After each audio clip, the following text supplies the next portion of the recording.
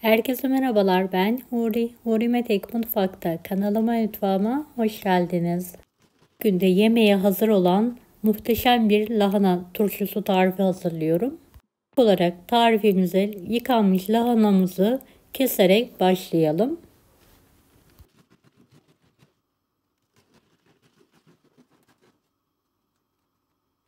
Evet, lahananın üst yapraklarıyla sarma hazırladım ve alt yapraklarıyla da turşu kuruyorum.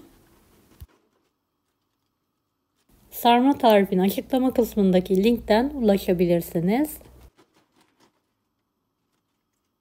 Beni hangi ülkeden veya şehirden izliyorsunuz merak ediyorum. Yoruma yazarsanız sevinirim.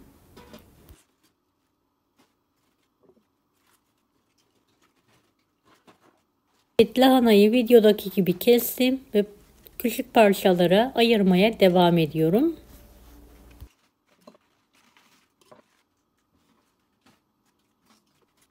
Bebeğinden çıkanlardan turşu hazırlıyorum.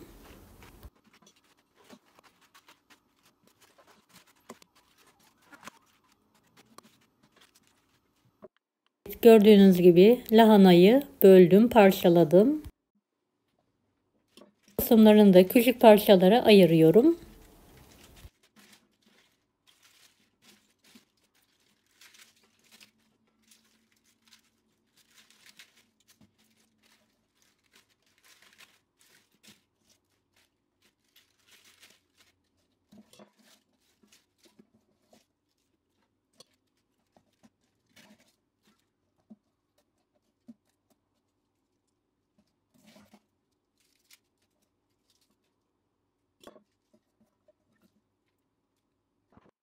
Bir adet pancarı dilimler halinde kestim. Kavanozun alt kısmına yerleştiriyorum ve üzerine lahanaları sıkıştırıyorum.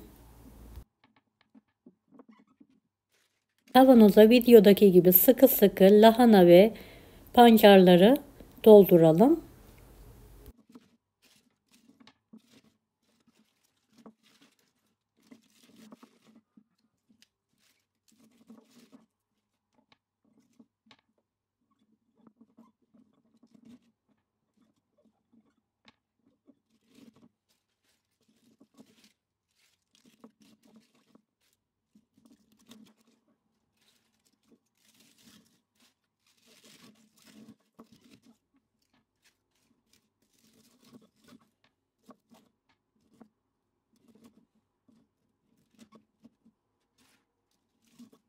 Evet, 2 kiloluk kavanozlar kullanıyorum. İkinci kavanozumu da aynı şekilde hazırlamaya devam ediyorum.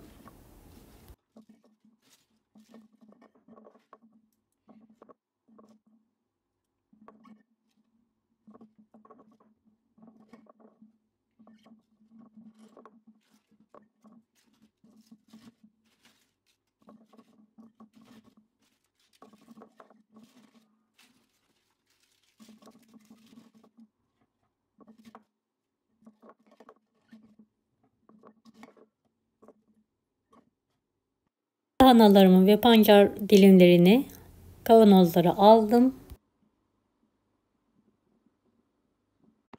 Turşu suyu hazırlıyorum. Her kavanoz için 2 yemek kaşığı tuz alıyorum ve üzerine geçecek kadar su ilavesi yaparak karıştırıyorum.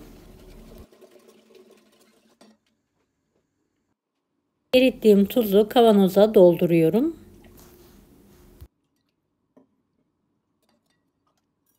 Soğuk içme suyu kullanalım.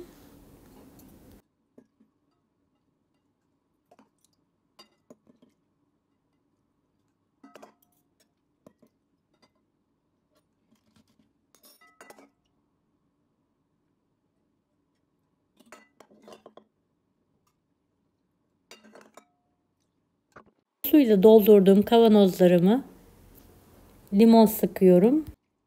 Kavanoz için yarım limon sıktım.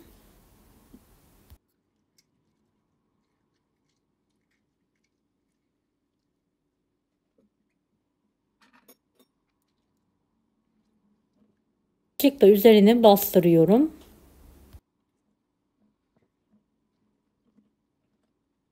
Sıkı bir şekilde kapatıyorum.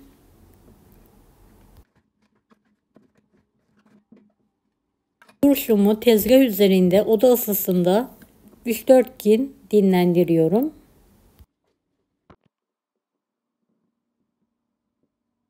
Evet, 4. gün sonra turşumuz artık yemeğe hazır.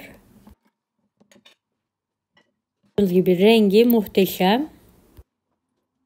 Için lahanalarımı tabağıma alıyorum. Suyunu da bardaklara koyarak içebilirsiniz. Çok şifalı ve lezzetlidir.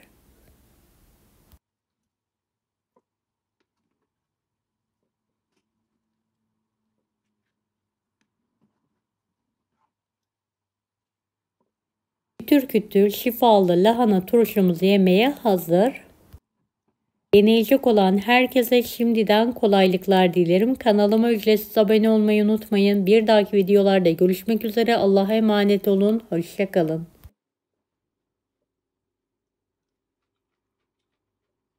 Turşumuz kütür kütür. Bunları da izlemeyi unutmayınız.